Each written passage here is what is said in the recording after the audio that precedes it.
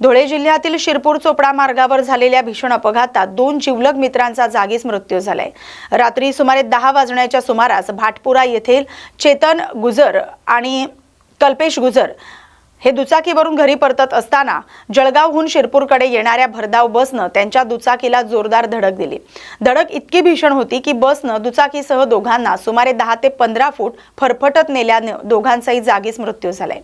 घटनेनंतर संतप्त नागरिकांनी काही काळ रास्ता रोको आंदोलन करत वाहतूक रोखून धरली। अपघाताची माहिती मिळताच महामार्ग पोलीस आणि शिरपूर शहर पोलीस घटनास्थळी दाखल झाले। नागरिकांची समजूत काढून वाहतूक सुरळीत करण्यात आली। या अपघाताचा पुढील तपास थाळनेर पोलीस करत आहेत।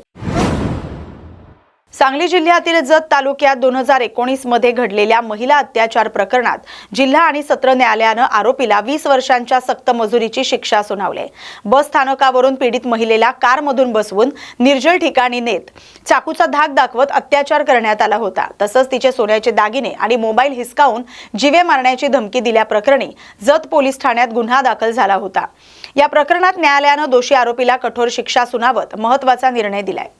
बाल अत्याचार प्रतिबंधक न्यायाधीश महोदय श्रीमती मोहंती मॅडम यांनी आज एक आरोपी ज्याचं नाव मुनीर खुतबुद्दीन नदाब, गुन्ह्याच्या वेळी वय त्याचं 44 होतं, आज रोजी त्याचं वय साधारण 51 असेल, त्याला 20 वर्षाची शिक्षा, सक्त मजुरीची शिक्षा सुनावली। घटना ही दिनांक 26/9/2019 रोजीची होती। यातील जी फिर्यादी महिला आहे ती साधारण त्यावेळी 52 वर्षाची होती आणि ती जत येथे जाण्यासाठी निघाली होती। तर या आरोपीनं त्याची गाडी MH12 BP 9414 यामध्ये बसून तिला जत येथे सोडण्यासाठी म्हणून घेऊन जातो असं सांगून एक निर्जन स्थळी नेऊन तिच्यावर बलात्कार करून तिच्याकडून तिच्या अंगावरचे सोने दागिने काढून घेतले होते।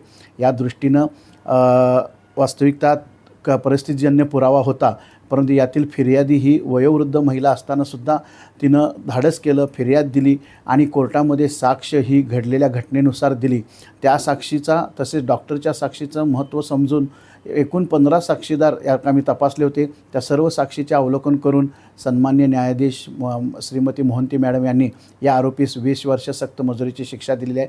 सदरची केस हे माझ्या सहकारी उज्ज्वला करवते अतिरिक्त सरकारी वकील यांनी ही केस अतिशय चांगल्या पद्धतीनं चालवली। या कामी त्यांना आमचे पैरवी कक्षाचे जे पोलीस आहेत ते म्हणजे रेखा खोत मॅडम, सुनीता आवळे मॅडम, संजय कापूरकर, सुप्रिया भोसले, त्याचप्रमाणे पैरवी अंमलदार सचिन बंडगर यांचे सहकार्य त्यांना लाभले। त्यानुसार ही केस सुद्धा चांगल्या पद्धतीनं सन्माननीय न्यायाधीशांच्यासमोर चालली आणि ती चालवून आज रोजी शिक्षा झालेली आहे। यामुळे सुद्धा गुन्हेगारांना जरब बसण्यासाठी हा न्याय निर्णय रायगड जिल्ह्यातील कर्जत येथील प्रादेशिक कृषी संशोधन केंद्रात विधानसभा अध्यक्ष ॲडव्होकेट राहुल नार्वेकर यांनी विद्यार्थ्यांसोबत भात लागवडीचा अनुभव घेतलाय। यावेळी त्यांनी स्वतः शेतात उतरून भाताची रोपं लावत कृषी उपक्रमात सहभाग नोंदवला। कार्यक्रमानंतर प्रसार माध्यमांशी संवाद साधताना त्यांनी राज्यातील विविध राजकीय घडामोडींवर प्रतिक्रिया दिली। सुनेत्रा पवार यांच्या बाबतच्या गुंगी गुडिया या वादग्रस्त वक्तव्यावरही त्यांनी आपली भूमिका स्पष्ट केली। रासाहेब देसाई कृषी विद्यापीठाच्या भात संशोधन कृषी केंद्रात कर्जत इथे येऊन एकूण या संशोधन केंद्रात काय सुविधा आहेत, इथे कुठच्या प्रकारचं संशोधन होत आहे आणि कशा प्रकारे राज्यातील शेतकऱ्यांना चांगली माहिती, चांगली बियाणं देण्याचं कार्य या संस्थेमार्फत होत आहे ते पाहण्यासाठी आज मी स्वयं इकडे आलेलो आहे। इकडे मुंबईतून जवळजवळ अनेक असे विद्यार्थी, मुंबईतले शाळेतले विद्यार्थी इकडे आलेले आहेत आणि शेती संदर्भातली माहिती त्यांना प्राप्त करून देण्यात येत आहे। अशा एकूण मुंबईत शहरात वाढलेल्या मुलांना शेतीबद्दलची माहिती देऊन निसर्गासंदर्भातली माहिती, निसर्गातून उत्पन्न कसं निर्माण होतं ह्या संदर्भातली माहिती ही अत्यंत उपयोगी अशी हा कार्यक्रम कृषी विद्यापीठामार्फत इकडे राबवण्यात येत आहे आणि ह्या सगळ्याचा अनुभव घेण्यासाठी मी स्वयं आज इकडे आलो आहे। सर, तुम्ही स्वतःनी भात लागवड केली, काय अनुभव आहे? भात लागवड करणं मला वाटतं ही निसर्गाने दिलेली सर्वात मोठी देण ही मनुष्याला आहे। शेतकरी कुठच्या त्रासातून, कुठच्या कष्टातून हे सगळं संभव करतो, हे सगळं उभं करतो, ह्याचा अनुभव आम्ही यापूर्वीही, मी स्वतः शेतकरी कुटुंबाचा असल्यामुळे घेतलेला आहे. पण अनेक वर्ष मुंबईत राहिल्यानंतर आपली नाळ परत एकदा आपल्या शेतकरी बांधवाबरोबर, आपल्या बळीराजाबरोबर जोडली जाणं आणि त्याला होणारे त्रास असतील, त्यांना होणारे प्रश्न असतील, या सगळ्याची उचित माहिती प्राप्त करून एक लोकप्रतिनिधी म्हणून त्यावरती आपल्याला उपाययोजना करण्यात अधिक सुविधा प्राप्त होते. आणि म्हणूनच असा अनुभव घेण्याची संधी प्रत्येक लोकप्रतिनिधी घ्यावी, शहरातला असो, ग्रामीण भागातला असो.